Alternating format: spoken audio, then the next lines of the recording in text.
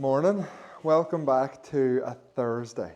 So yesterday we got the government's new budget and I'm going to chat about that in this video, but I'll sort of do it as I go throughout my morning. I don't want this to become an episode of Farm Theory News, so by farming whilst we chat, there's sort of a distinction. So first thing I have to do this morning is check our milk yields. I am paying very close attention to our milk yields at the minute because of the big change with the diet feeder and restricting silage intakes. So today, no change. Still around 21 litres a cow per day. If that alarms you, don't worry. This time last year, we were at 20.16. This is by far our low point for the year. We've also had an awful lot of heifers calve in, like probably 20 or 30 in the last 3 weeks.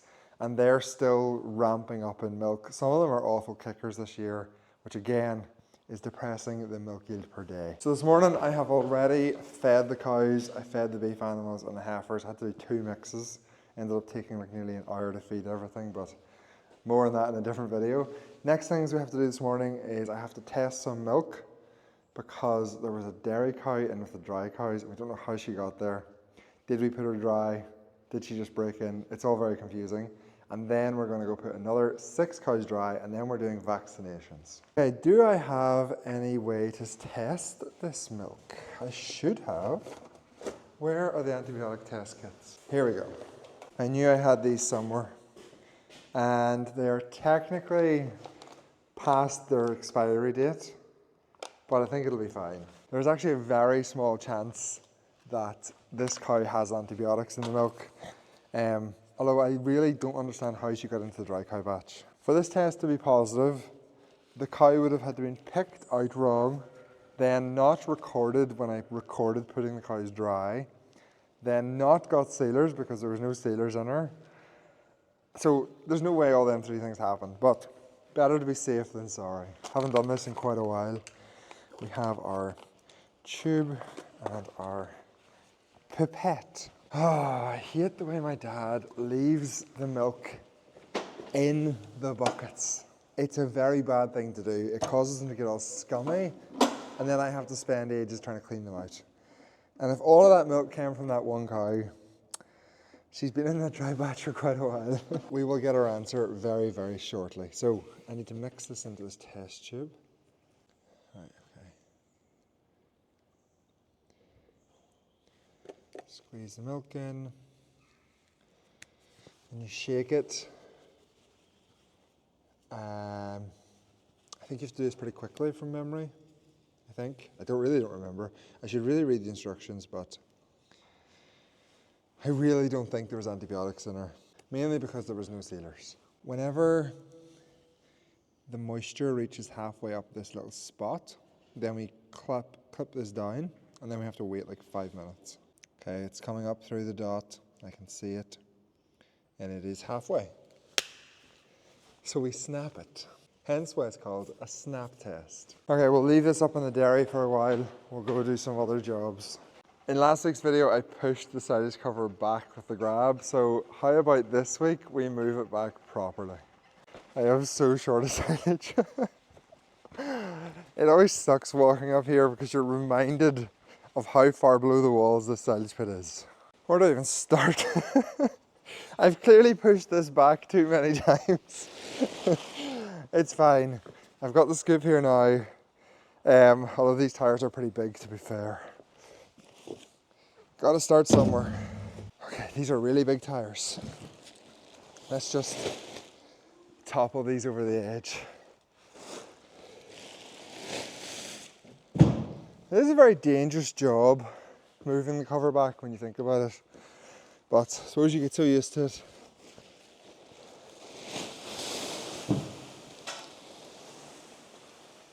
Fantastic. Sound effects are optional, but they do help. Yeah. Right. So what are my thoughts on yesterday's budget? I'm out of breath. I'm actually very fit, to be fair. So It's just a very strenuous job. So I watched yesterday's budget live and I recorded a video straight after with like my reaction and my thoughts. And that video's done well. I think it's had like 140,000 views so far on TikTok in the last 20 hours. But the thoughts I put into that video are very different to the videos I have seen other people within agriculture make. My initial reaction was actually, this budget is okay, which is probably not the reaction you expected me to say if you've seen the reaction from other people within the farming community. But that was my genuine reaction, so there's no point in me lying about it. Of course, everyone's situation is different, and for me, the inheritance tax thing has been largely mitigated, and with the deadline being April 2026, I think I can make sure that I'll never actually have to pay that inheritance tax. But that's not to say that that tax has big implications for farming, but let's just set that to one side for now, and we'll come back to that later on in the video. First, let's talk about the rest of the budget and what I thought of that. Oh no, my leg's trapped. So in general, I am very anti-government spending.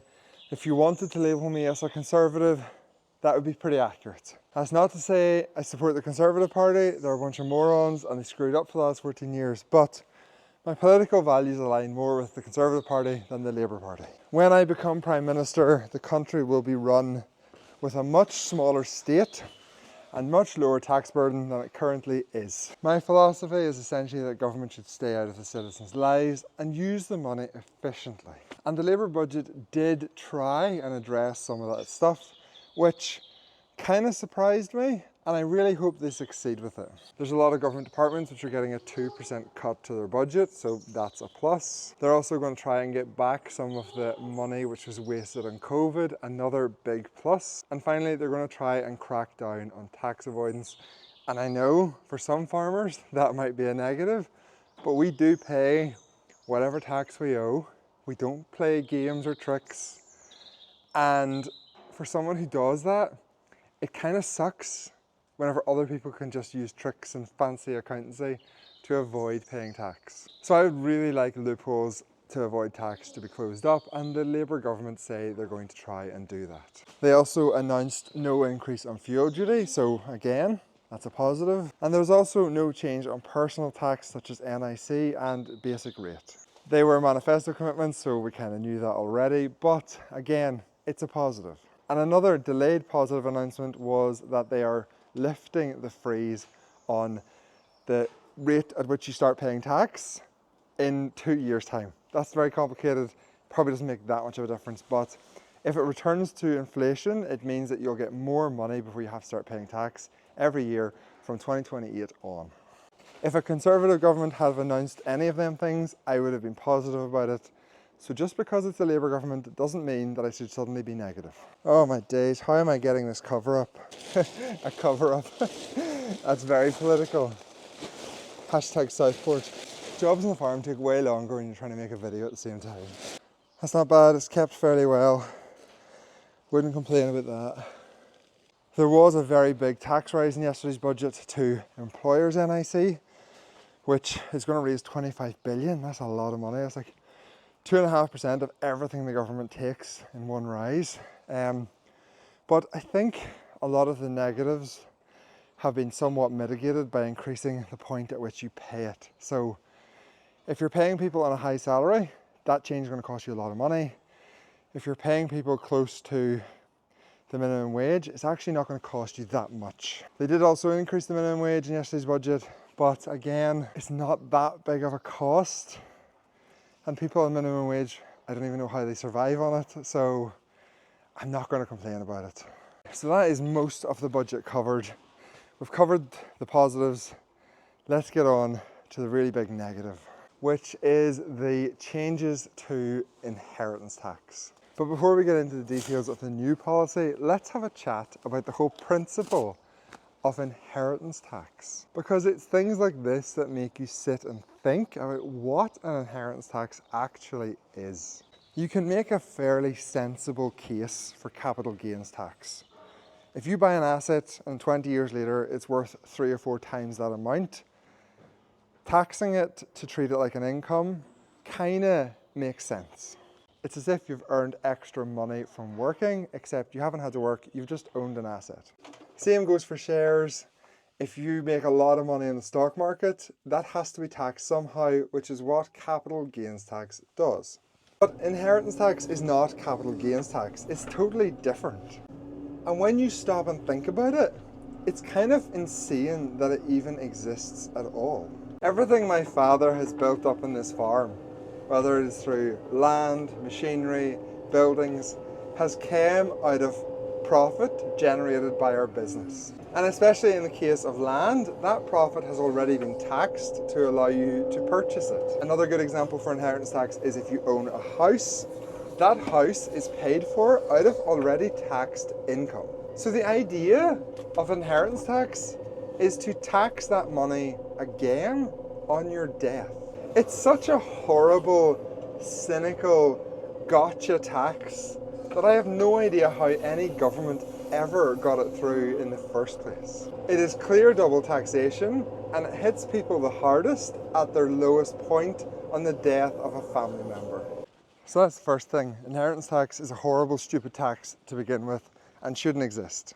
But it does exist, and now it also applies to agriculture. So let me give you a practical worked example to explain the change. My camera is balancing on top of a post, so I really hope it doesn't fall. Under the old system, you could pass on any agricultural property entirely tax-free. That was known as agricultural property relief, and it was at an unlimited value. Now the problem with that is that a lot of very wealthy people were buying farmland to allow them to pass on their wealth without paying any tax. So there was a loophole which needed closed. I just think the way they've closed it is very, very clumsy. But do I have a better solution which people couldn't work around? Probably not. So the new scheme means that you're still able to pass on £1 million of agricultural property tax-free, and after that £1 million, you will be taxed at 40%, but there's a 50% relief, which means that you only actually have to pay 20% tax on anything over 1 million. So as a worked example, if we say that my farm is worth £4 million, if I was to pass that on to my son, I would have a tax bill of £600,000. And where are farmers going to get that money? They're going to have to sell land and sell assets. For me, that's the big problem, besides the point that all inheritance taxes are stupid. The issue with farming is that it does not generate the income to pay that kind of a bill without selling the asset. If you're a multimillionaire and you have just cash sitting in the bank, you're buying properties for an investment to get rid of your money, you're buying farmland for an investment to get rid of your money, you definitely should pay tax. Not even that you should pay tax, you definitely could pay a 20% tax. Whoever inherits it is still going to be left with 80%, over 80% if you include your million tax-free, so it's not the end of the world. However, with farming, it could genuinely mean a business is no longer viable and be the end of a multi-generational farm. And that's the problem. The problem is this small change to taxation, which may seem to bring us into line with other European countries and with other sectors, could have a disproportionately large impact on certain individuals. Such a large impact that it could end a business which has been doing a job in an area for generations. For most farmers, the change is going to be manageable, at least in the short term. So for someone like me, I think we can manage this change and it'll have no big impact, but it's the small number of people who it's going to have a massive impact on, which is kind of the issue. For them people who this might really badly affect, I have no solution for you.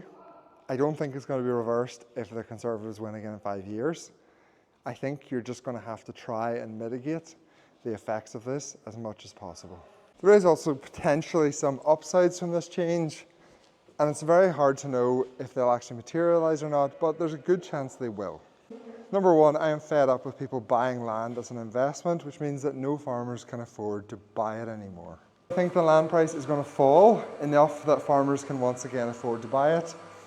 No, definitely not here in Northern Ireland, but there's a chance that it will cool off the land market a bit. I reckon farming is the only industry where you want your assets to be worth less. One other potential upside of this is it might encourage succession and force the older generation to move it on to the younger generation. Now, I'm not one of these people who bangs the drum of succession all the time. I think people should be left to make their own decisions, but perhaps that could be seen as a benefit for certain people. These antibiotics tests have not worked today. I do not understand why. Maybe the sell-by date kind of did matter. I'll have to send a text to someone to come and get him to sample the milk tomorrow. I know that piece on the budget was about as clear as mud, but that kind of reflects how I feel about it in my head. I haven't really decided if it's the worst budget ever or it's actually okay. Hopefully it all works out. Hopefully it's not the end of farming. I really don't think it is, but we'll keep an eye on it. Our next job this morning is to get another batch of cows vaccinated, so I'm going to go get the vaccines. We really don't do vaccinations on this farm, but we've got bitten quite badly in the last 2 years by not vaccinating. So this year we've made the decision that we are just going to vaccinate everything. I've just stole my mother's tray out of the fridge. She's going to kill me. It's fine, I'll leave it back. I probably won't leave it back, let's be honest. So we are vaccinating for BVD because we've had some BVD positive calves for the first time in 9 or 10 years. We're also vaccinating for lepto. I don't think we have an issue with lepto, but since we're doing vaccines, why not throw that in as well? And finally, we're vaccinating for IBR.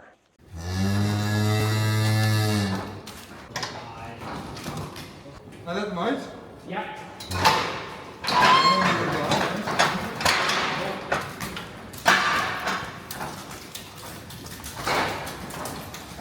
We've 70 more to do today, and that's it, they're all done. Well, all the cows are done.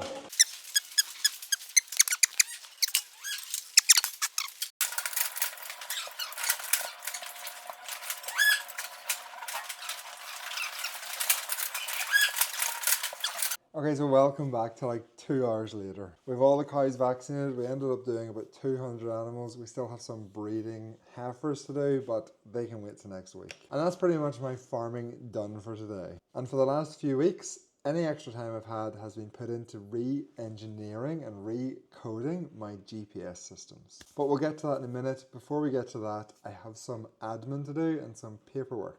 Most of it is pretty boring and uninteresting, but one of the more interesting pieces of admin I have to do today is I have to sign the contract with WD-40.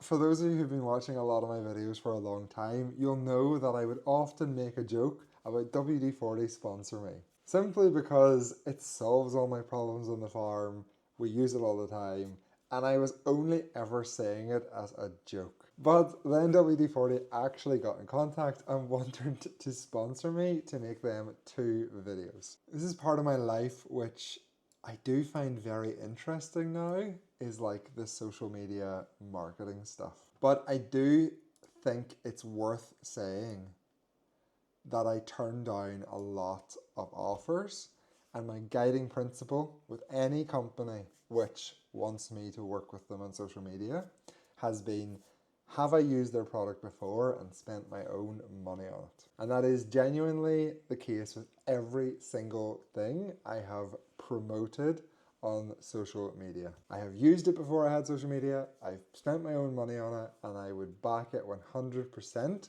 to anyone else who goes and buys it. Which I think is a pretty foolproof way to deal with marketing and promoting products, but maintaining your credibility. Hence why when WD-40 offered to sponsor 2 videos, I was only too happy to accept because I have used their product for years.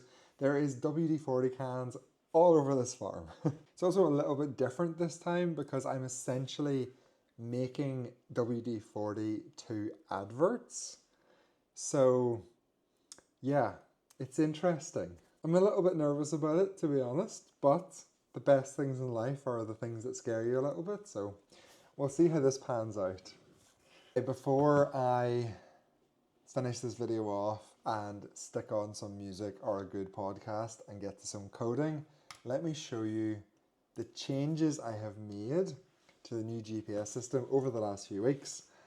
and explain why I'm making these changes. No, we're not at the coding yet. I actually also forgot that I have to post a TikTok, so we need to do that as well. You can see where my day just disappears. It's all like little faffy nonsense jobs, including making this video. Just got a message request from someone who wants me to join the call for farmers to protest the budget response. Let's just file that away, deal with that later. Oh man, and I got sent another video, but this one looks funny. What's this one about? Joe Biden is asleep. Yes! Is it a dance party with Beyonce? Joe I Biden like is these kind of asleep. videos. Kamala. Trump is a legend, let's be honest. Where's my hat? I may as well. I mean, the election will be before I'm back on YouTube. For those of you who don't know, I have made my own GPS systems for the last 3 years. I have been secretly selling them, so anyone who asks, I will sell them one, and I have 23 sold. Why have I been secretly selling them and not actively trying to sell them? Well, it's to make sure that I don't make a mistake that doesn't crop up for like a year or two. So it's really just to validate the reliability of the system. And after the last year, we had very few problems, so I'm now confident in my design. So why am I not just selling the old design? Why am I doing a full redesign? Well, there is 2 main reasons. First reason is that the technology, the components that I can buy for a price has moved on so much in the last 3 or 4 years. And the second reason I'm updating it is that my old versions were quite expensive to build for me. And the new version, I've tried to be more careful about what parts I'm using. I've also cut out some non-essential bits, which means that I can sell it for a much more competitive price. My target price point for this new GPS is going to be £1,500, and that's RTK, online nutrient management, like lifetime updates, all of that. And then I'm going to add on top of that auto steer, which is going to be another £1,500. So you can see why it's a good business. You can see why I'm spending so much time focusing on it. And now the final thing you might be wondering is, why can you not just change the hardware and use the old code without having to recode the tens of thousands of lines in its entirety? The answer to that is that I want to change from using something called WX Python to something called Kiwi. That will mean nothing to almost all of you, but essentially Kiwi is a more modern graphical user interface. It looks more like an app on your smartphone, whereas WX Python looks more like something you might use on your computer. By the way, this is a long way from finished. Probably another 200 or 300 hours need to go into this at least. So this is in demo mode, which means you can click on the screen instead of having to actually drive there. Let me show you the really quick basics. When you enter a field, it'll automatically populate in this list up here. If you want to add it into this list on the side, you just hit the field name, it adds it in here. Why would you want to add it in here to a list? So whenever you go to save something, like for example, how much fertilizer you applied, you can just select the fields you've actually done. You can select the product you've used. You can set your tonnage, 3.1 tons, let's go for 2.8 tons. And then when you hit save, it'll automatically save that to an online database, which will fill in your nutrient management for you. I think the biggest change from this version to the last version is going to be how responsive everything is. Like, it is lightning fast. I think it's going to make a really big difference to the user experience. Well, I'm not going to bore you any more with that stuff. Let's end this video here. I'm going to get some music on and get to coding. I know the last few weeks of YouTube videos have been more sparse. I'm not doing the midweek video as much. And also, they're sort of quicker, shorter videos. But to be honest, I'm trying to cut back on everything possible to put the time into recoding this GPS so I have it finished for January, February. And it's in no way guaranteed I'm going to be able to do that, but I'm really trying to make that happen. So forgive me if the videos are maybe a little bit less effort than I was putting in over the springtime and summer, but hopefully you still enjoy it. If you did, please do give this video a like. Consider subscribing if you haven't already. If nothing else, you'll get to see me try to build my own RTK system from scratch. And if you have any comments, stick them down below. I always do enjoy hearing them, especially if you have any comments around the inheritance tax change with the agricultural property relief. Does it affect your farm? How worried are you? Would you be willing to go out and protest about it? I suspect not many farmers would be. Stick all that down below. I really do enjoy seeing it.